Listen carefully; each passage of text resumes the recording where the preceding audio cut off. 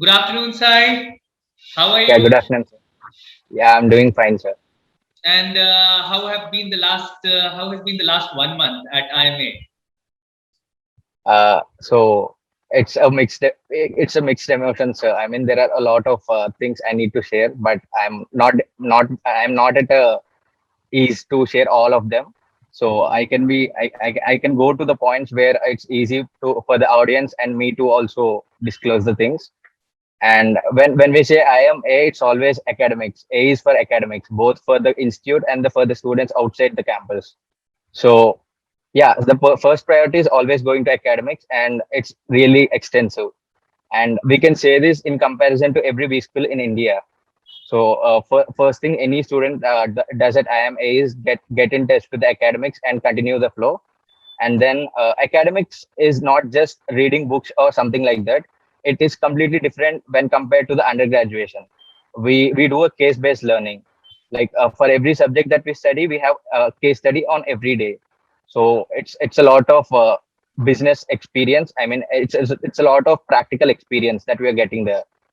So that's there. And next, what we know from IIM-A is diversity, and diversity is real at IIM-A. You have CS, you have lawyers, you have doctors, you have engineers, and you have a lot of BCom students too.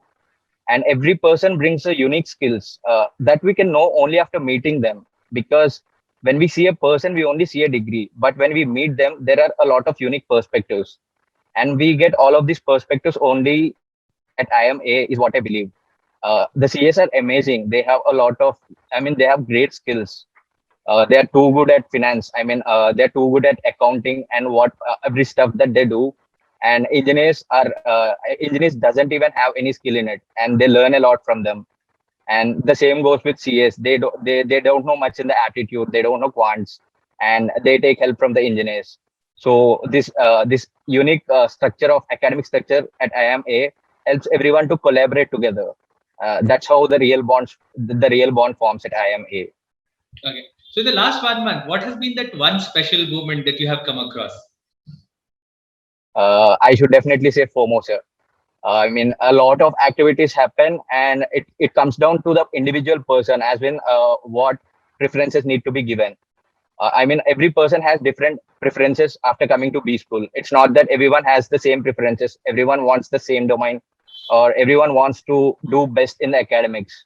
There are various activities like case studies, case competitions, and we have live projects. And the competitions are across every B school. Like IMB already started their competitions, and A started recently. So all these competitions along with academics and the preparation for the summer placements, it's a mixed amount. I mean, it's a mixed feelings. Like it gets bombarded on the student immediately after coming to the B school. Like no one waits for the student. So yeah. Okay, perfect, perfect. Thanks. Before we proceed further, tell me something about yourself so that everyone knows as to your background and profile. So before further questions and answers, that would be nice. Sure, sir. So myself, Sai Siddhardha Pashpaleti, and I come from the village Korkunda, Andhra Pradesh. And coming to my schooling, I've been much interested in mathematics. Back then, I participated in a lot of Olympiads. Few have been a good achievements too. Post that, I did my graduation from NIT Jamshedpur as a mechanical engineer, and then I joined Capgemini as a quality analyst, senior analyst to be specific. And I had a stint of 10 months there. Post that, I resigned from Capgemini and I started preparing for the CFA level 1 and CAT.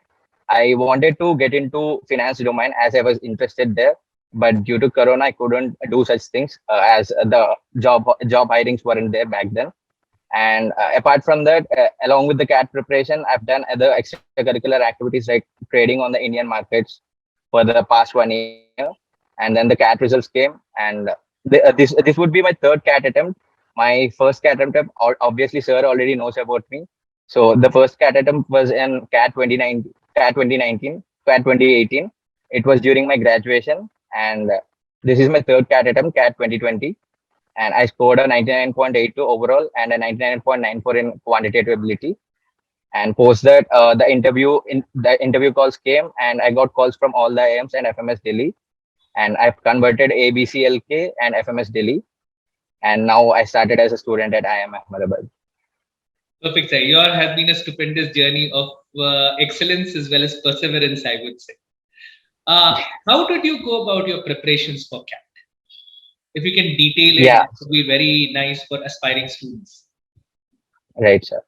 So my preparation for CAT started back in third year last semester. So I had thoughts of which career to go ahead, because I was sure I need to study ahead in order to improve myself. It's not about the part I'm studying, but more of self exploration. I wanted to know where I'm good at. So I explored several career paths, and I found out that MBA is a much suitable role for me to proceed ahead. So I started self preparation in the starting. Like I bought the basic Bible books of CAT, and then I started doing the aptitude questions, and I followed all the I followed all the syllabus of DILR and verbal ability. But then in self preparation there are few disadvantages. You wouldn't know which areas are the most complex ones, and you wouldn't know how to improve yourself when you're stuck somewhere. This exactly happened to me in CAT. I mean, in 2018, when I enrolled at Career Launcher for the mocks, and the first mock was a disaster. To be honest, I clearly found out where I was lagging at, and verbal ability was my biggest weakness. And it took a lot of time for me to practice verbal ability. And I think 99.35 was my overall percentile in my first attempt. Post that, the interview started. My IMK interview was the biggest fear I had back then, and the most fearful question in the interview was, why MBA as a fresher? And that's something, a question for which I couldn't answer completely, because it was a half-filled question for me too. I only know why I want to MBA, but it wasn't much represented to the professor. So it's like a self-learning for me to go ahead with the same aspirations that I had. And post that, the preparation that I took was extensive. Like I enrolled to both two different types of mocks. Obviously, Career Launcher was the first preference, and I solved every question in the test gym. Like they have the topic test, sectional test, and the mock test too.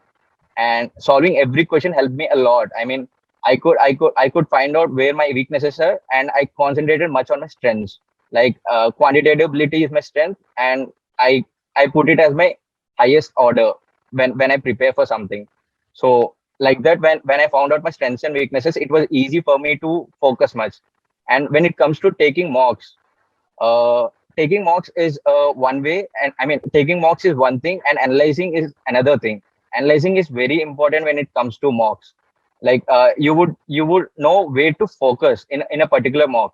I mean, when a mock is difficult, it's difficult for everyone, but you need to see the anomalies and the patterns that in the way you're attempting the time management, and all these things will be only known when you give a lot of mocks. So that's something helped me.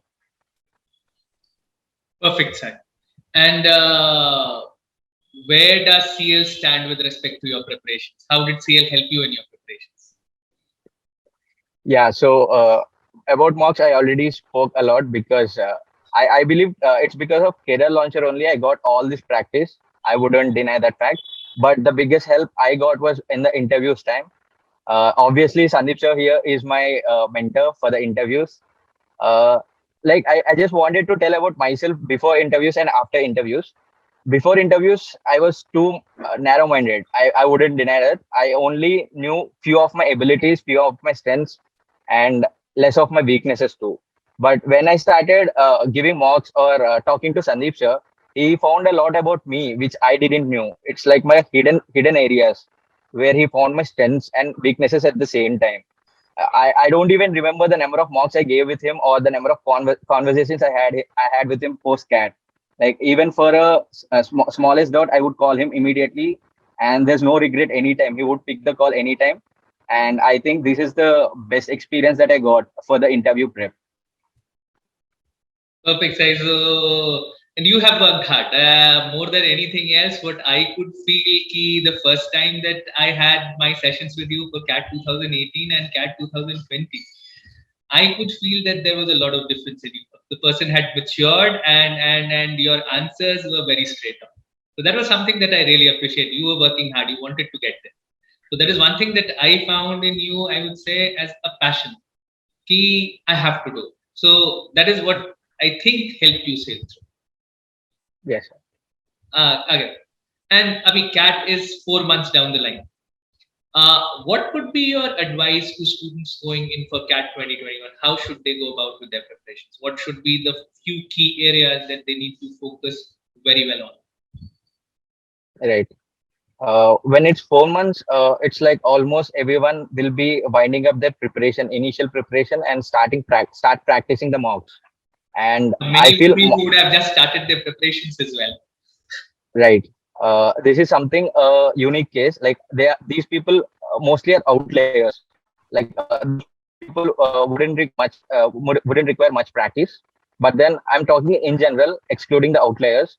The last 4 months would be much focus on the mocks, because how much you prepare, you need to understand the style of giving a cat mock or the cat exam, because that's where the entire secret lies. How to approach a particular section, how to approach a particular question, which questions are you good at, which questions are you not good at, and which gives you the most weightage. Like when you go to the RC section, VRC section, RC covers two-thirds or three-fourths of the marks. And when you're focusing on the VA mostly and preventing, I mean, not going to the RCs, then you're quantitatively giving yourself at the disadvantage. So these are something you only observe in mocks. And again, you have quantitative ability. So you need a particular strategy that is only suitable to you, or you can find ease it. It's not like everyone can fit in only one model. There's a unique model for every person, and develop a strategy. Once you develop a strategy, it's only about different questions. The question doesn't matter. Everything fits into the strategy and your output will be constant. And another suggestion for those who are giving first attempt, or those who are seriously giving attempt right now, the percentile of one particular mock wouldn't decide anything, and it wouldn't mean anything. It's what you practice, it's what you put in as input and get it on the destination day is matters. I've seen a lot of people who didn't score well in mocks and gave very good in cat, and I've seen many people who did good in mocks and made it bad at the cat D day. So put in the efforts and expect result only on the D day. Nothing else in between matters. Maintain consistency, that would help you boost your experience. I mean, the experience of taking cat, and your confidence. Confidence is the most important thing. Wonderfully well said, Sai. Your words have matured. Everyone has a unique model for himself or herself, and then the questions do not matter. That is really well said. Um, any other thing that you would like to say or suggest, Sai, as to how did you go about with your English preparation? Maths, I know, was your strength. For English, any additional tips or suggestions that you would like to have? Yeah, definitely, sir. So this is something I can speak about, because I started at the lowest point and reached to 99.60 percentile. I would say, like in general, everyone will suggest to read newspapers or read magazines or read novels and some paragraph from the internet. But I don't believe every person will fit into this particular model. It's good that reading newspaper as a habit is very good. I mean, it's an excellent habit that you need to make even in MBA. But then expecting an outcome out of these things wouldn't make it a suggestible way. Like if you are attaching something with deliverables, it's not going to work in such a way. You need to make it a habit rather. So I would suggest for those reading novels or reading books, which for those like uh, who are not able to do such things, you can practice a lot of passages. uh, like I refer to GMAT forum, and there are a lot of practice questions there, practice passages. And when you practice passages, you will find a pattern, as in which genre am I practicing, and which questions. Like there are summary questions, and there are inferences questions, there are tone of the author questions. And when you practice a lot of passages, you can find a pattern, as in you're doing good at the summary questions, but you're failing to get good results in inference questions. Like once you know the pattern, then it's easy to pick things. Like you'll practice a lot of inference questions in the next round. This will give you an advantage as to observe a pattern. Suppose if the RC section is difficult, you can start with a passage which you are very good at. Like personally, I'm good at the science passages or the technology passages. So when I start my RC mock, I'll directly search for the passage which is best suitable for me. Like this is my strategy. So when you practice a lot of passages, you can develop a strategy on your own and force the questions into that particular strategy. And this is only for students who fail to make a habit of reading. Like, it's very important that you read a lot, but if you're not able to do in the next 4 months, practice a lot. That will help you. Wonderful, Sai. Wonderful. It has always been a pleasure talking to you, and every time I talk to you, I get motivated in one way or the other. So No, that's sir. really nice. So for now, Sai, best of luck on your time at IIM Ahmedabad. I believe you have been doing well in the last for the times that I have known you, and I like to stay in touch with you for further times to come. Keep doing well and stay healthy and happy. Okay, Sai. Definitely, sir. Take care of Thanks a lot. yourself.